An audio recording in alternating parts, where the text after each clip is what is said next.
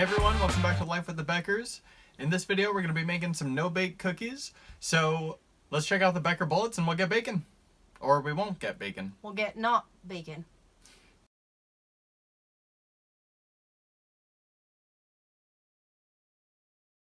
For our first couple of ingredients, the ones that we're going to add to the pot first, we're going to have our butter here.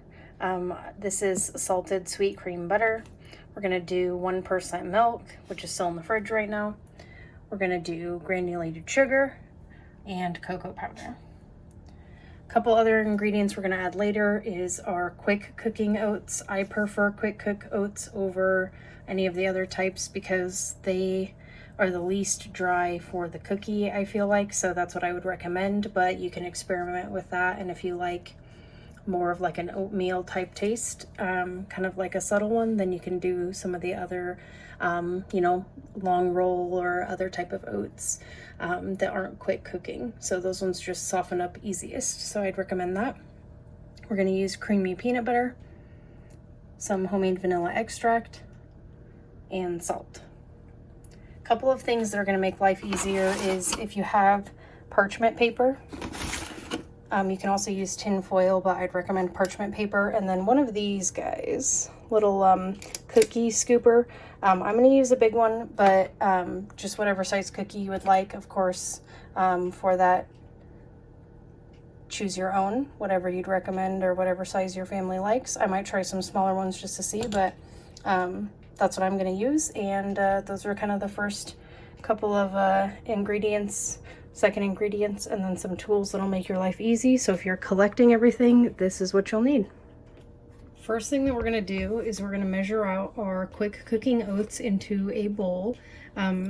This is just so that when we add them to the pot of hot goo, they're already measured out, it's easy to pour, and we don't have to think about it. So we're going to start with that.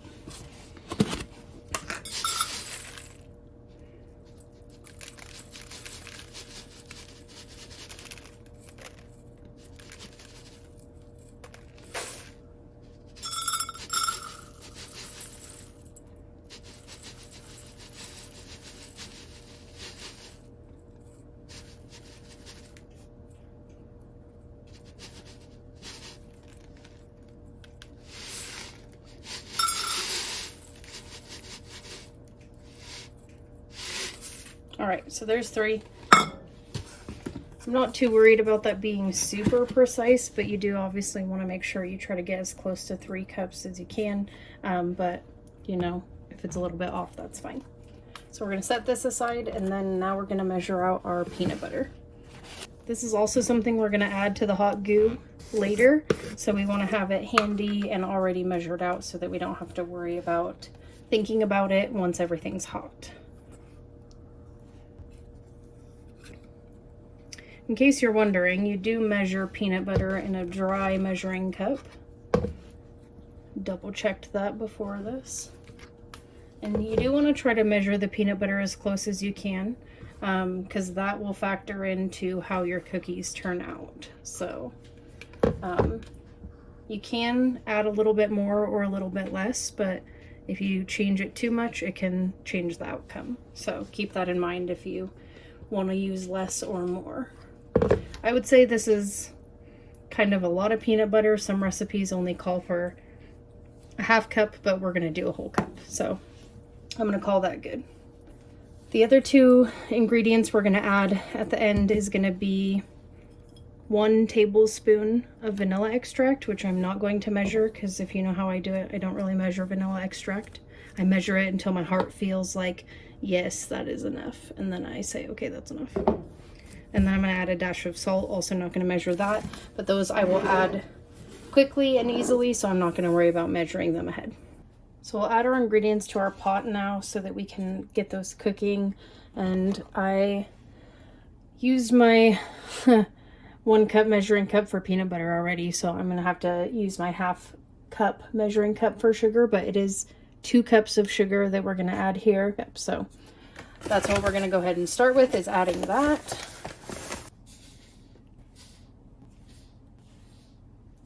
So there's our 2 cups of sugar. We're going to go ahead and add 1 stick of butter or half a cup of butter if for some reason you buy your butter not in stick form. We're going to add that half a cup of milk. And then we're going to add 1/4 a cup of cocoa powder. And then there's our 1/4 cup of cocoa. Here's a random tangent for you. When I was growing up, I was homeschooled, and we used to do weird things like test your taste senses. Do you know what the different senses are? And so it was like, can you tell if something is sweet or bitter or whatever? And one of the things that they had us try with a blindfold on was a spoonful of cocoa powder by itself, because that's bitter. And you'll never forget the taste of that. And I know some kids ask for it, but my parents thought, what a great idea. Let's play, like, put a blindfold on, feed your kid weird stuff, and see if they can taste it. And it became a game for school. So, you know, put it in the comments below if you're a homeschool nerd. Homeschool nerds unite. But yeah, so now that we're all set, we're going to get this mixed together, and then we'll get it boiling, and we'll check in with you guys once we're there. Now, while that pot is heating up slowly on low so that I can get everything melted and kind of mixed together before it starts boiling, you can kind of leave that be. And then what we're going to do is set up where we're going to put the cookies after they're done to cool. So I'm just going to roll out the parchment paper and then set up the table here, or the counter space that I'm going to use, and probably do 2 sheets, and then just make sure it's all the way covered.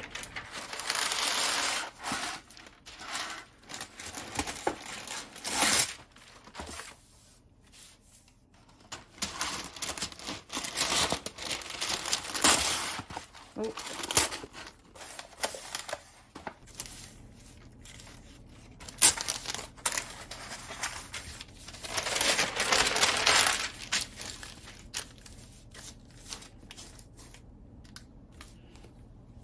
For this one, it doesn't matter, the 2 sides are the same. If it's wax paper, one of the sides is going to be a little bit better probably to use, which would be the wax side.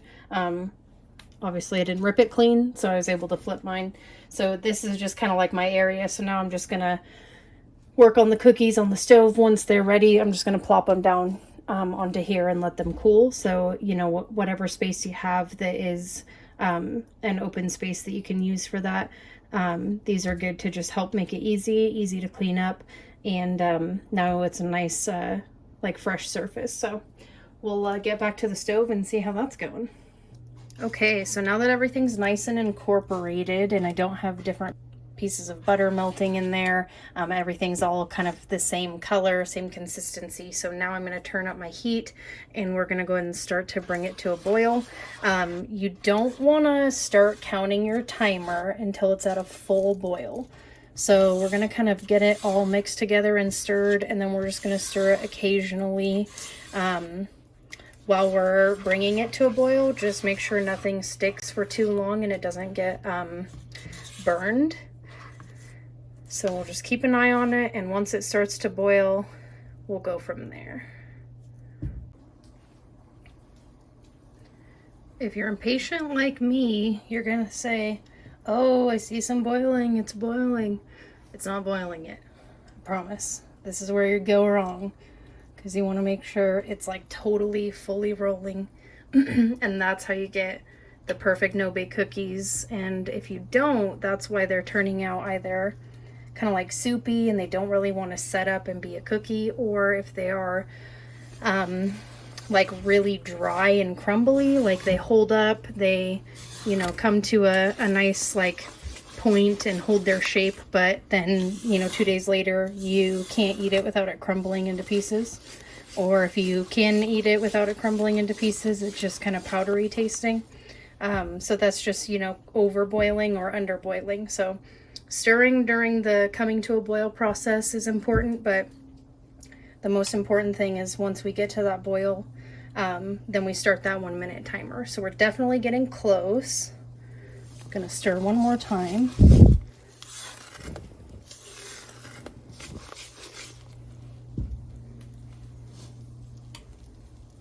Okay, now here we go. We're at a full rolling boil. So we're gonna go ahead and start now. our 1 minute timer, starting now. And we're just gonna let this boil for the 1 minute without stirring.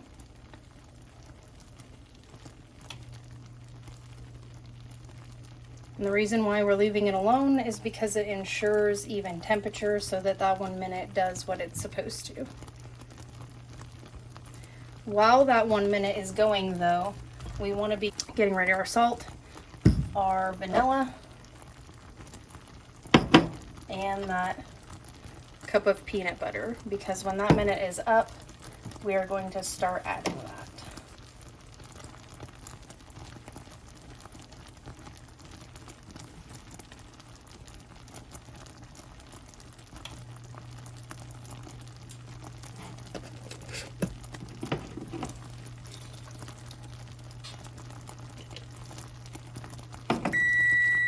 Alright, we are now going to remove it from the heat. We'll get that burner off. Alright, so now we're going to go ahead and add this peanut butter. Careful dropping that into this big pot of hot stuff.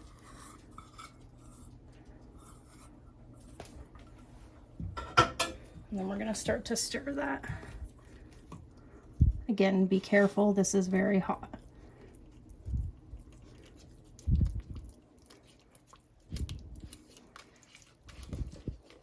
And I like to incorporate my peanut butter separately from anything else. I know some people will kind of just pour it all in there together and start combining it that way, but I feel like that's a good way to end up with some unmixed pockets.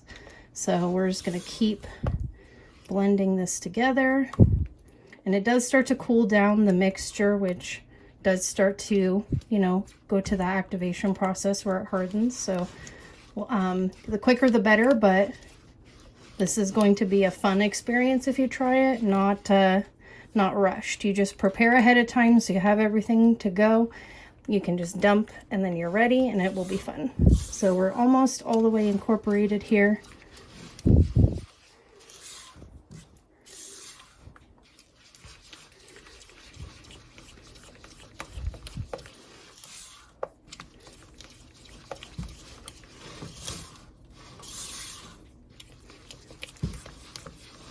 Okay, so now what we're going to do is we're going to add our 1 tablespoon of vanilla, or a splash if you're me. We're going to make sure that that incorporates nicely into all of this before we add the next thing.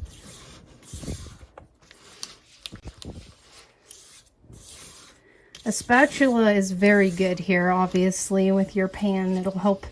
A good spatula that is like all one solid piece, not one that slides on here.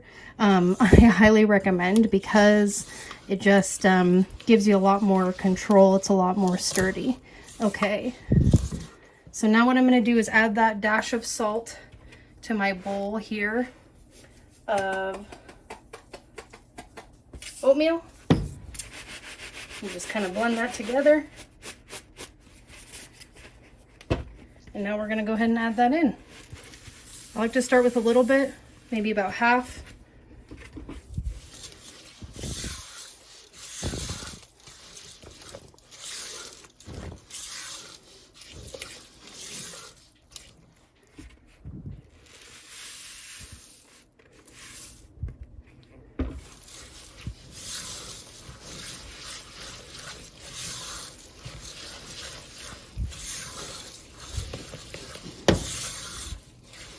I like to not add all of the oatmeal at once, because sometimes the batch ends up just a little bit more dry. And so if you add not all the oatmeal at the same time and you realize maybe the rest would be too much, it's better to not add too much, because that contributes to it being dry if you add too much oatmeal. So I'm a little conservative on that until I'm sure that it'll turn out good. And it looks like this is going to be perfect.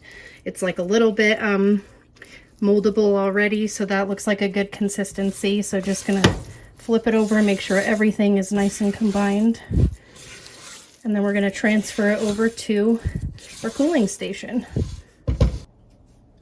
Okay, so just gonna set this down here, and then I'm gonna use my scooper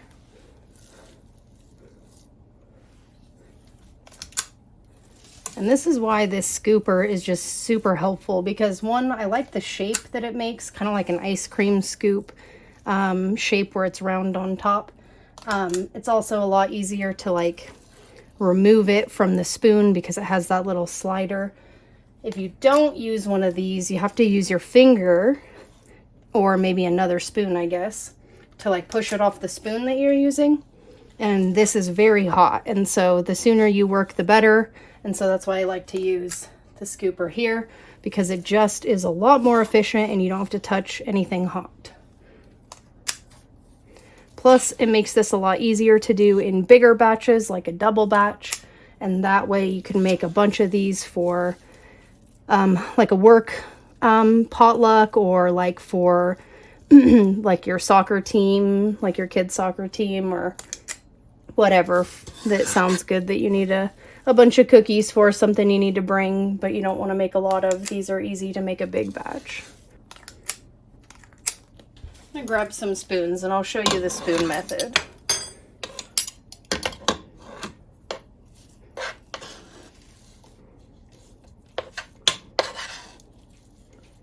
So you basically just ball it up on the spoon, kind of use the side of the pan, and then you can use this second spoon to kind of scoot it off. Kind of like this. So not too bad, you know, definitely not that slow, but I think the difference is just in the shape. These are a lot more irregular shape. These kind of look all the same. So that's kind of the main difference, I guess, of that scooper. Don't use that metal scooper in your pan to scoop this like all together to get a better scoop. That'll scrape up your pan, so don't do that. Speaking from experience, not on this pan, but this is my new pan, which is why I'm not going to do that. Yeah, it's looking like it's getting dry, so it's not wanting to stick, but that is okay. We only have about one more left in here.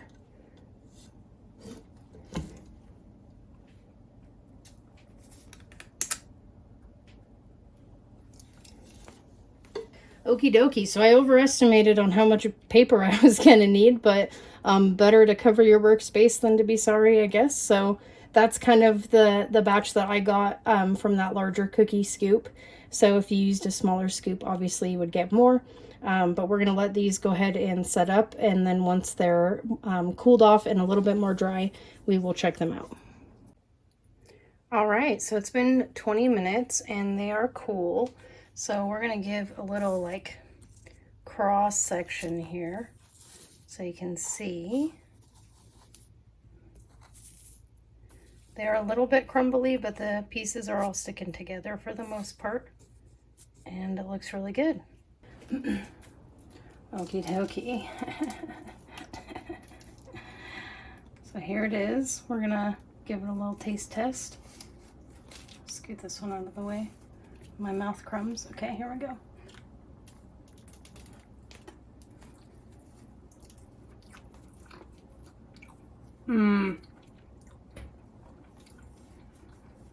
A little bit messy, but these cookies kind of are. It's nice and fudgy. You can kind of see here. I'll break it for you. Oh, look at that commercial action right there. Reverse slow-mo for you.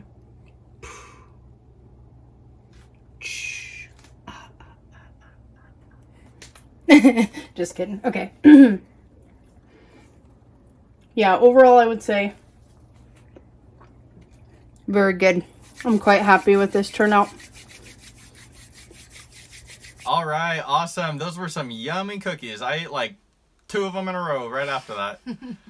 Well, yeah, thanks again so much for watching. Leave a comment below. Subscribe if you haven't already. Yeah, we're going to keep asking until we hit 1,000. After that, we won't ask anymore, so that'll be good. Unless we lose any, and then we'll have to. But we hope you guys enjoyed it. And, you know, just like before, make this a helpful video. If there's anything that you know that's a trick for no-bake cookies that makes it easier, or something fun you can do, just throw it in the comments below. Share it with everybody so that they can gain that knowledge too. Well, thanks again, and we'll see you next time. Bye.